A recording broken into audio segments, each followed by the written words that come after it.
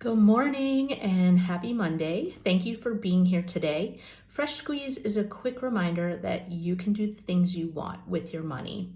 Today's theme is revisiting the joys of travel and one of my favorite travel itineraries of all time for our family, going to Italy. If you found January difficult and saw the news that Punxsutawney Phil did indeed see his shadow, predicting 6 more weeks of winter, then you might be thinking about booking a trip and figuring out a way to make the days go by just a little bit more quickly. My name is Kelly Reddy-Heffner, and although there's no one-size-fits-all solution to your finances, you can start somewhere to work towards what you want to accomplish. So Italy, as I mentioned, was a bucket list destination for my family. We built an itinerary to kind of match the hype. So I'm going to share some of those things with you in this video, and then I'll link an itinerary. If you are feeling more of a solid beach need headed into another month of winter, I'm also going to link a beach destination itinerary as well. So we started our very, I would say, ambitious itinerary in Milan. We did also travel to Florence, to Monterosso, and then to Lake Como. So our trip had some inspiration. We were taking a deep dive into Stanley Tucci's Searching for Italy show. So a lot of the restaurants were some that he had featured. So again, I won't list those all out in the video, but I'll provide links. We spent 2 nights in Milan and enjoyed the Castle Museum there.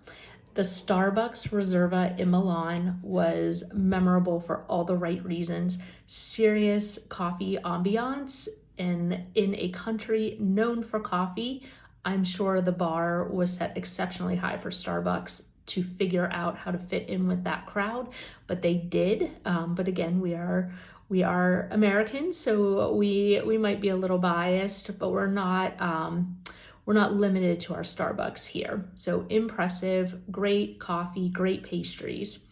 I will admit visiting the NYC location a year later was a bit of a letdown. We had our first gelato, of course. We tried Ogi. I think that some of my pronunciations might be a little bit off as we talk today. But then we also followed up in Milan with Venci and Artico. We really enjoyed the Campari Bar in Milan, very unique and fun. And an extra highlight was that Manchester City was playing Inter Milan that evening in a very big soccer match for the year. So the city was quite festive. Later that evening, my husband and I went out to dinner, and our sons went to watch the game with locals. We took the train to Florence, and that was super easy and convenient. Highly recommend train travel in Europe. In Florence, we stayed in the old historic part of town, and it was probably a couple blocks from the back entrance of the botanical gardens, but it was nice to be a little bit removed from the tourist crowds. They can be a little bit large, especially in the summer. Lots of American students there, which is also very fun though. We had the opportunity to see a parade in Florence as well.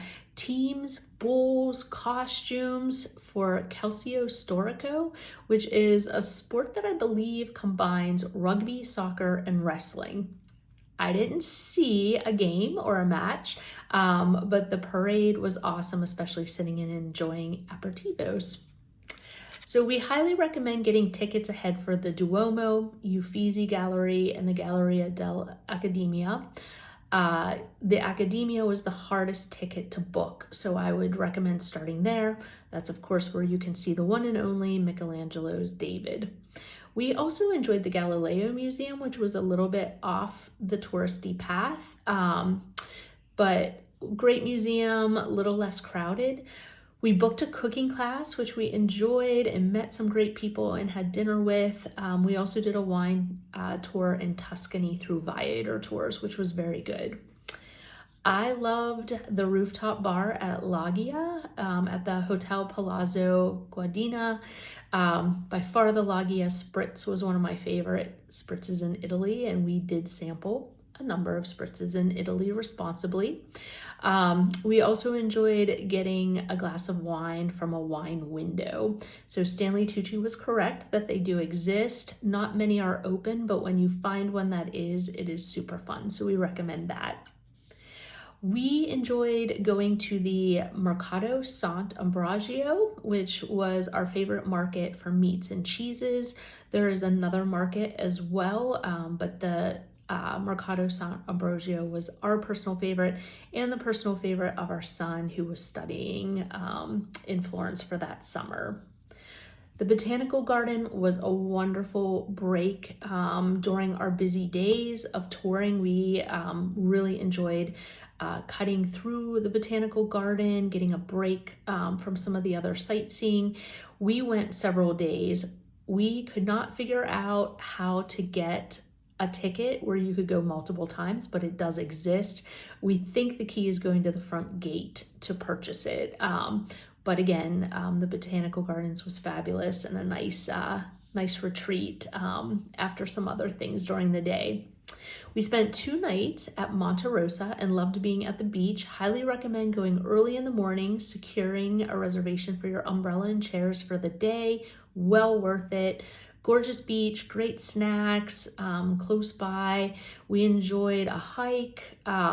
We also really loved a memorable dinner at Barranco, where you could also walk around the grounds of the winery as well. Spectacular.